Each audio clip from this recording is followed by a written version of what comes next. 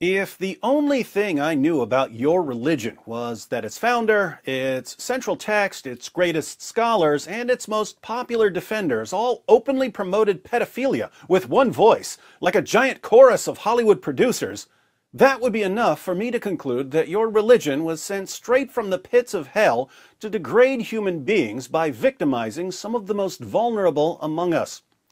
Now, we've all heard about Muhammad having sex with a prepubescent girl. We've read passages like Sahih al-Bukhari 51-58. Narrated Urwa, the Prophet wrote the marriage contract with Aisha while she was 6 years old and consummated his marriage with her while she was 9 years old, and she remained with him for 9 years, i.e., till his death. We've seen our favorite dawagandist, Ali Dawa, claiming that if his daughter got her first period at the age of 9, he would tell her that she's ready for marriage. If my daughter reached the age of menstruation at 9 years old, I would say you are ready. You are ready to get married. As revolting as it is to hear Ali Dawa say that he would tell a 9-year-old girl that she's ready for marriage, keep in mind that Ali Dawa is a better man than his prophet, because his prophet didn't wait until Aisha had reached puberty. And we're proud of that. We've seen Sheikh Yasser Qadi tell Muslims to stop lying about Aisha by claiming that she was older than 9 when her prophet penetrated her with his 54-year-old penis. And Muslims, don't apologize for the truth and don't distort the truth. There are Muslims that try to deny this. Oh, he didn't marry Aisha as a young girl. Ya akhi, look, that's not the way forward. We don't lie for the sake of our religion. Astaghfirullah. We have the truth. We're not going to cover up the truth if people find it embarrassing. This is the reality. Deal with it. Our Prophet ﷺ married a young girl and it was fine for the time. That's right. Don't be ashamed of your prophet. Be proud of the fact that he spread the legs of a prepubescent little girl and forced his penis inside of her. And we're proud of that. During my last debate, we saw my opponent, a convert to Islam, try to convince me that marrying children is perfectly normal by giving me a book about child brides in America. Before we get started, what I want to do, I would like to gift David Wood with a copy of a book titled American Child Bride, A History of Minors and Marriage in the United States. Thanks, Kenny, but I already had a book on child brides. It's called the Quran. And we're proud of that.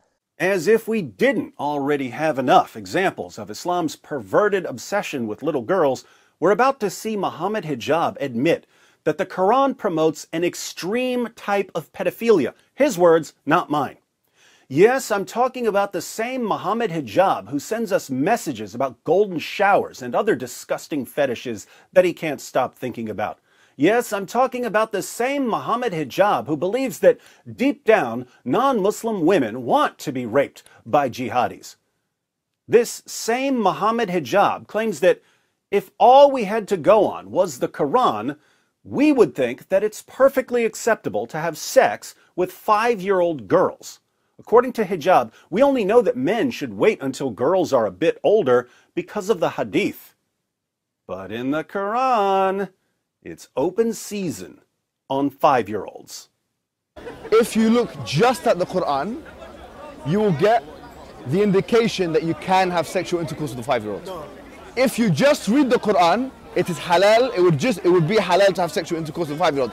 In Surah Al-Talaq, chapter 65, verse 4, Allah subhanahu wa ta'ala tells us who you can divorce and who you cannot divorce.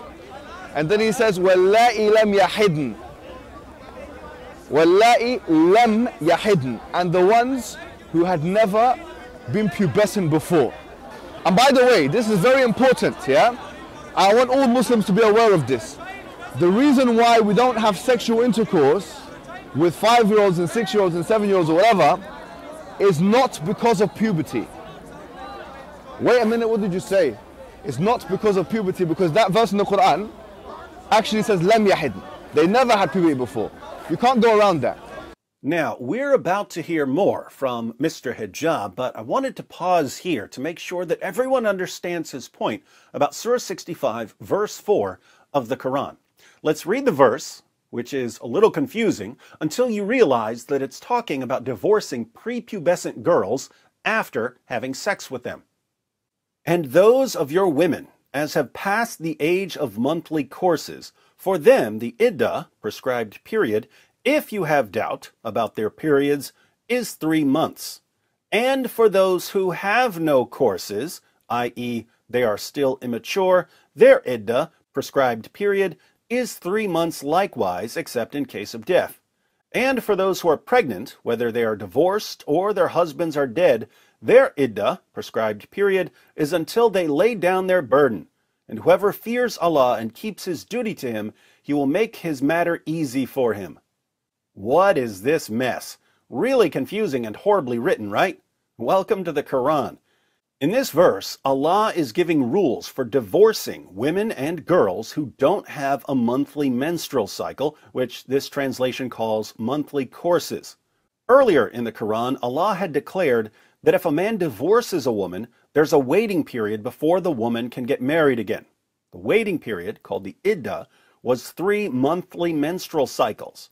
The idea was that there should be a waiting period in between husbands so that if the woman had a child, there wouldn't be any confusion about who the father was. But Muhammad's followers eventually asked him, what about women and girls who don't have a monthly menstrual cycle, either because they're too old, or because they're too young, or because they're pregnant? What do those women and girls do when we divorce them? So, Allah revealed Surah 65, verse 4 of the Quran, where He gives rules for divorcing women and girls who don't have a menstrual cycle because they're too old, too young, or pregnant. Allah says that if a man divorces a girl who's too young for a monthly menstrual cycle because she hasn't reached puberty, the girl has to wait 3 months before she marries another man. Not 3 menstrual cycles, the girl doesn't have a menstrual cycle yet. She waits 3 months instead. So that's what the verse means when it says, and for those who have no courses, i.e. they are still immature, their iddah, prescribed period, is 3 months likewise. In case you're wondering if this is what the passage actually means, let's look at 3 of the most respected Quran commentaries in history. According to Ibn Kathir, the words, and for those who have no courses, refer to the young who have not reached the years of menstruation, i.e. prepubescent girls. According to Tafsir Jalalain, this verse is referring to those who have not yet menstruated because of their young age, i.e. prepubescent girls. Ibn Abbas gives the historical background, and for such of your women as despair of menstruation because of old age, if ye doubt about their waiting period, their period of waiting shall be 3 months. Upon which another man asked, O Messenger of Allah, what about the waiting period of those who do not have menstruation because they are too young, along with those who have it not because of young age? Their waiting period is 3 months. So, the historical context of this verse is that a man specifically asked Muhammad about divorcing girls who were too young to menstruate, i.e. prepubescent girls, and Allah answered that the waiting period for a prepubescent girl to remarry after her husband divorces her is 3 months. What does this mean? It means that, according to the Quran, a man can marry a prepubescent girl, then have sex with her, then divorce her, then pass her on to the next man who can marry her, have sex with her, and divorce her, and so on, all before the girl has ever reached puberty. Since the Quran clearly allows grown men to marry prepubescent girls, there's nothing in the Quran that would prevent a grown man from marrying and having sex with a 5-year-old girl. So, if you want to say that a man shouldn't have sex with a 5-year-old girl, if you want to say that a man should wait until the girl is 8 or 9, you have to go outside the Quran. This is the point Muhammad Hijab was making. Now, back to hijab. The Quran doesn't say anywhere in the Quran that the woman has to be pubescent. I dare you to find one verse in the Quran where it says you're not allowed to marry someone based on harm, or you're not allowed to have sexual intercourse based on harm, or you're not allowed to marry someone based on puberty. So if you're in Quran alone, you're allowed to have sexual intercourse with 5-year-olds. Get me one verse in the Quran which says the woman has to be pubescent. One verse. I want one verse in the Quran from the beginning of the book to the end of the book which says that she has to be pubescent. So okay, so that makes it halal from your perspective. From your perspective, it's halal. You know, in the Quran it says, حُرِّمَتْ عَلَيْكُمْ أُمَّهَاتِكُمْ. It says you're not allowed to marry your mum. It says you're not allowed to marry your sister, your auntie. Where does it say you're not allowed to marry a prepubescent? I'm looking for one verse that you can say, you pinpoint it and say this is where it says prepubescent marriage or whatever is not allowed. So if you're Quran alone, you're steered towards pedophilia, and a severe type of pedophilia, a wife abuse, a severe type of wife abuse. Yes, Muhammad Hijab, one of the great dawagandists of our time, says that if you just go with the Quran, it will steer you towards a severe type of pedophilia. So if you're Quran alone, you're steered towards pedophilia, and a severe type of pedophilia. That's why we need the Hadith, to steer us towards a less severe, more moderate type of pedophilia. Think about this. There are perverts all over the place. We know about the Catholic priest scandals. There are atheist pedophiles. If you watch a few episodes of To Catch a Predator, you'll see sexual predators from all kinds of backgrounds. But here's the thing. People who think that sex with children is okay generally have to keep quiet about that. They don't get to go around running their mouths about the joys of pedophilia. If they were to openly promote pedophilia, they would run into some problems. Anyone who openly promotes pedophilia in the 21st century will be publicly exposed and condemned.